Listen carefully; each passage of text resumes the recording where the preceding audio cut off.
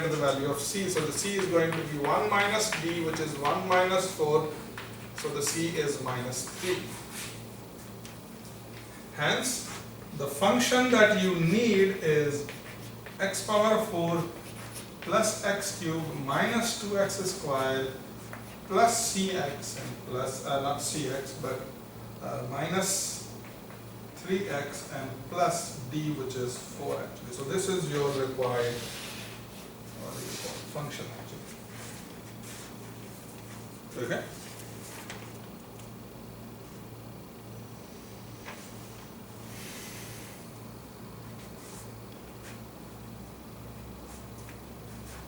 So let's do, for example, one little application of this, which is about the rectilinear motion. So it's a kind of a linear motion, speed, velocity, acceleration, so on and so forth. So imagine that you have a particle that moves in a straight line, and this particle is accelerating at an acceleration, say 6t plus 4. Okay? It has been given that the initial velocity when this particle started moving has this 6 meter per second speed,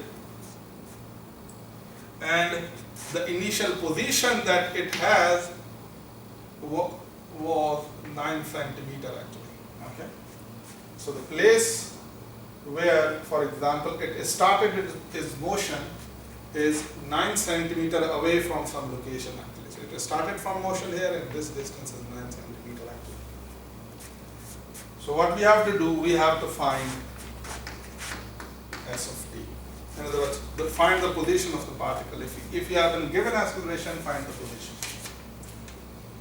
So how should we find it actually? Let's find it. So the velocity of the what do you call particle is going to be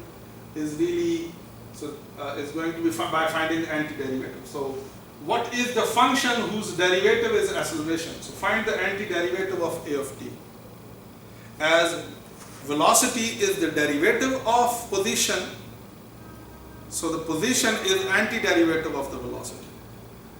As acceleration is derivative of the velocity, so the velocity is the antiderivative of the acceleration actually. So let's compute acceleration. So 6 is going to stay 6, and the antiderivative of t is t square upon 2 plus 4. So if I don't have anything, you have like t power 0. So this is going to be 4t, because the antiderivative of this is going to be t power 0 plus 1 upon 0 plus 1 plus a constant c. So v of t is really 3t square plus 4t plus c.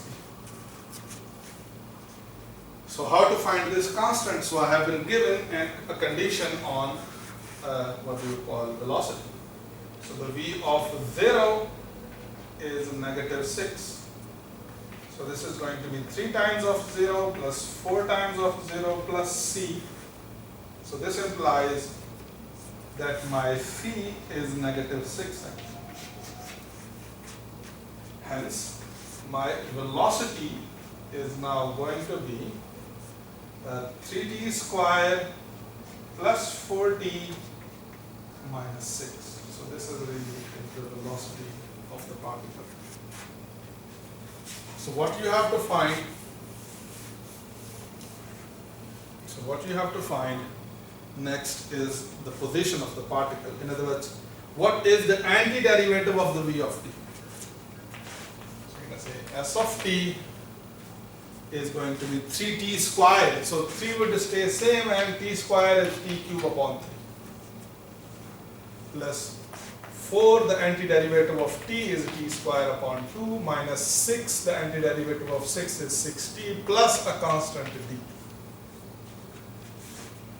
So the s of t is then going to be t cube plus t square minus 6t plus d. So this is what really is the case. So if I, for example, find now this constant z, I have been given s of 0 is 9 centimeter, 9 this is 0, plus 0, minus 0, plus d. So the d is 9m.